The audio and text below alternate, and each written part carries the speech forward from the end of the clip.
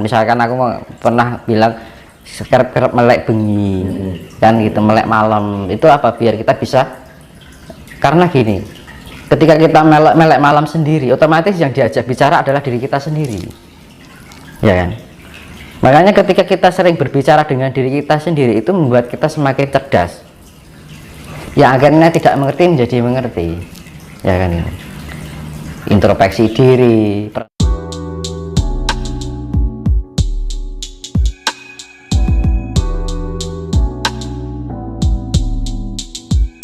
Nah, ini Mas, adakah tips khusus dari Mas Dinus terkait meditasi jika kita melakukan meditasi di tempat yang ramai, agar bisa mencapai ke titik keheningan itu bagaimana Mas? Ada tips nggak dari Mas Dinus? Di tempat ramai itu ya jangan, namanya meditasi itu jangan disengaja-sengajakan ya. Harus di tempat ramai, harus di tempat hening. Dimanapun kita berada, kita lakukan aktivitas spiritual. Makanya saya bilang tadi, spiritual itu ya memahami apa segala, entah itu di tempat keramaian, entah di tempat sunyi, kita bisa melaksanakan. Selama kita mampu memahami segala perjalanan kehidupan itu, ya itu ya bagian dari spiritualitas, kan gitu. Maksudnya gini Mas, meditasi misalkan di tempat ramai, iya, gitu betul. Bagaimana kita untuk mencapai titik keheningan? Ya sama aja kalau kita meditasi di tempat kuburan, gimana gitu loh, bedanya apa kan gitu. Kan kuburan kan ya ramenya rame gaib, ya kan, untuk melatih mentalitas kan gitu kan. Ya nggak masalah, tapi dasar pokoknya harus keheningan dulu. Itu. Lah nanti kalau orang yang masih awam langsung belajar di tempat keramaian, nggak bisa. Sebenarnya gini, kita melatih ketenangan di dalam keheningan. Misalkan aku pernah bilang kerap-kerap melek bengi, kan gitu, melek malam, itu apa, biar kita bisa, karena gini, ketika kita melek malam sendiri, otomatis yang diajak bicara adalah diri kita sendiri, ya kan. Makanya ketika kita sering berbicara dengan diri kita sendiri, itu membuat kita semakin cerdas, yang akhirnya tidak mengerti menjadi mengerti, ya kan. Introspeksi diri, perenungan diri, pemahaman diri, kekuranganku apa, ya kan. Kira-kira emosionalku tingkat sekarang itu seberapa harus saya kendalikan biar menjadi perilaku yang lebih baik lagi. Otomatis kan kalau orang ngobrol, makanya kan temennya rokok kan gitu kan, ngobrol dengan diri kita sendiri, perenungan kan gitu. Makanya kan ada 3 heneng hening, heneng hening, heneng henung hening kan gitu kan. Heneng dulu, henung, merenung, baru hening, kan gitu. Lah kalau kita sudah melatih keheningan itu, kita latih terus tiap hari. Jangan dibatasi yang namanya perjalanan spiritual. Ya, itu kan suatu pertanggungjawaban dan kepengabdian kita, bahwa kita diberikan raga, ya, diberikan roh, diberikan jiwa, ya kita pelihara. Makanya kan yang spiritual, yang namanya artinya spiritualitas itu makna hakikinya adalah pemeliharaan diri kita sendiri, juga memelihara alam semesta. Makanya kan ketika kita memelihara diri kita, sama juga kita memelihara alam kita dan memelihara Tuhan yang sudah ngejawantahkan ke dalam diri kita. Sifat-sifat Tuhan itu ketika kita merasakan keberadaan Tuhan, maka sifat-sifat Tuhan itu akan menyatu dengan diri kita, ya.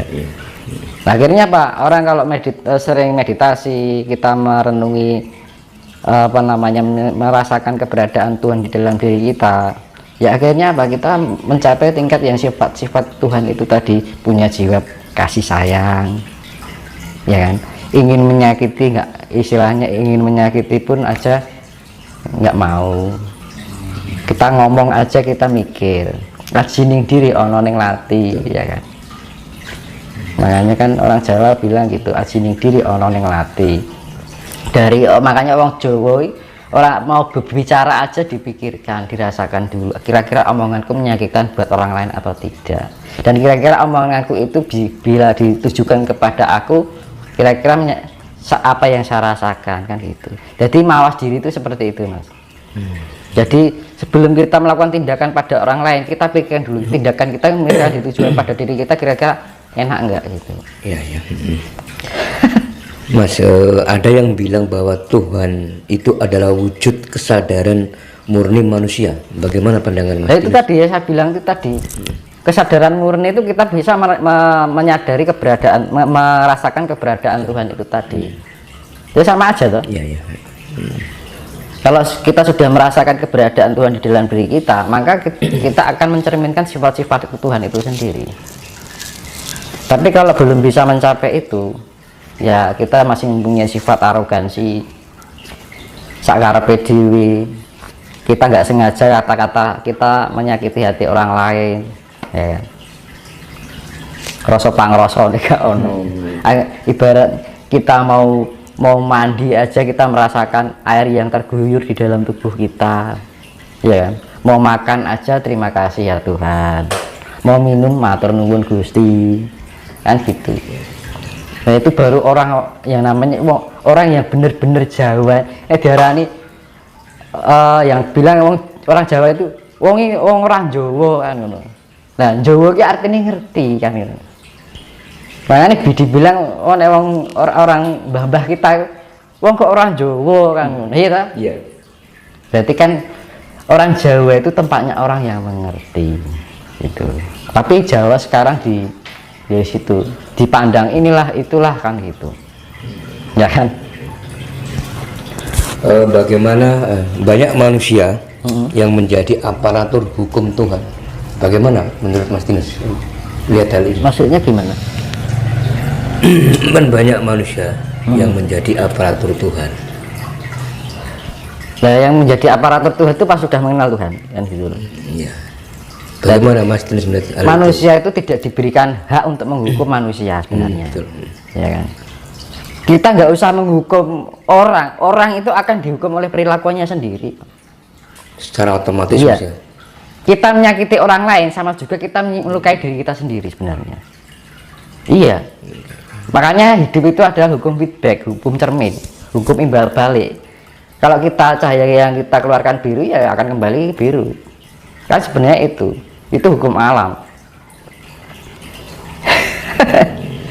Jadi sebenarnya ya karena dibikin ya itu tadi, karena faktor kehancuran dunia itu karena apa? Karena sifat-sifat karsa yang tidak terkendali budi mulia sudah tidak bisa membendung lagi ya. Ibarat kita berbuat baik itu sudah nggak mampu gitu, ya kan? Kadang aja kita berbuat baik aja masih dianggap jelek kok. Zaman sekarang apa yang nggak dianggap buruk kan ngono, ya kan?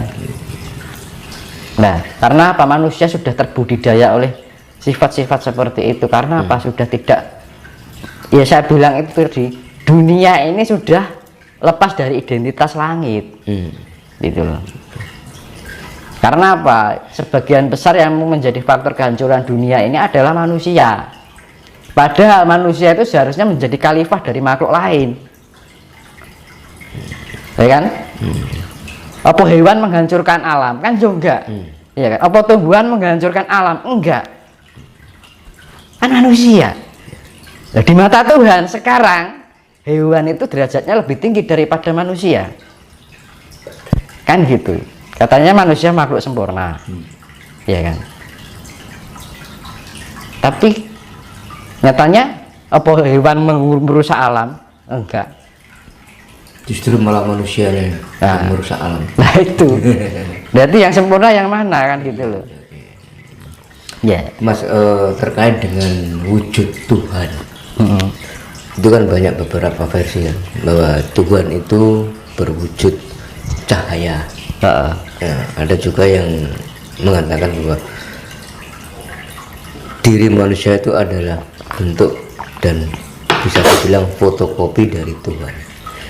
Saya ingin tahu pandangan Mas Tinus, sebenarnya hakikat Tuhan sendiri itu sebenarnya itu seperti apa, biar kita ini nggak salah pemahaman mengartikan tentang Tuhan, Mas. Tuhan itu berkaitan dengan mikrokosmos dan makrokosmos. Segala energi semesta, energi dari yang dihasilkan oleh semesta itu adalah energi kasih, dan power atau kekuasaan atau kekuatan dari semesta ini adalah kasih, ya kan? Terus cahaya dari Tuhan itu adalah kasih, dan wujud dari Tuhan itu adalah cahaya kasih itu sendiri. Nah, makanya ketika Tuhan bisa include di dalam diri kita, ya kita harus bisa merasakan keberadaan Tuhan itu sendiri. Akhirnya apa? Jiwa yang kita keluarkan adalah cahaya kasih, gitu loh. Ya, kalau kita sudah bisa melakukan yang namanya cahaya Tuhan kasih, itu wujud Tuhan. Gitu Mas.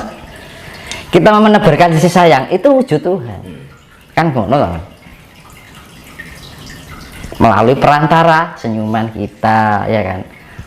Tuhan itu bisa berwujud berbagai macam cara. Dengan ucapan kita yang menyejukkan, menenteramkan, itu adalah wujud Tuhan, ya kan. Kita berperilaku belas kasihan sama orang, berbelas kasihan sama hewan, berbelas kasihan sama tumbuhan, itu adalah wujud Tuhan. Itu. Makanya zaman sekarang kalau ada merasa dirinya benar atau perilakunya tidak mempunyai jiwa kasih, ya percuma gitu kan, omong kosong. Makanya ya namanya keberadaan Tuhan itu akan terwujud ketika Tuhan terwujud di dalam diri kita, ketika sifat-sifat Tuhan itu include di dalam diri kita, dari perilaku kita, pola pikir kita, pola rasa kita, pola ucapan kita harus mempunyai sifat-sifat dari sifat Tuhan. Sifat Tuhan itu adalah lembut. Lembut itu yang diwujudkan dalam sebuah kasih. Makanya ketika kita Tuhan include di dalam kita, maka cahaya yang kita keluarkan ya cahaya Tuhan. Kan ngono, jiwa kita gitu loh Mas, pancaran kan ngono. Baratnya gini, ini Tuhan, ini cahayanya, ya kan. Nah, ibarat ini matahari, ini pancarannya, ya kan. Ibarat ini mata air, ini pancurannya, kan gitu Mas. Nah, kita harus menjadi pancaran dari Tuhan itu. Pangai jawantan dari sifat Tuhan. Jadi energi semesta di sana itu pancarannya itu pancaran yang sangat lembut sekali, yaitu yang penebaran kasih sebenarnya.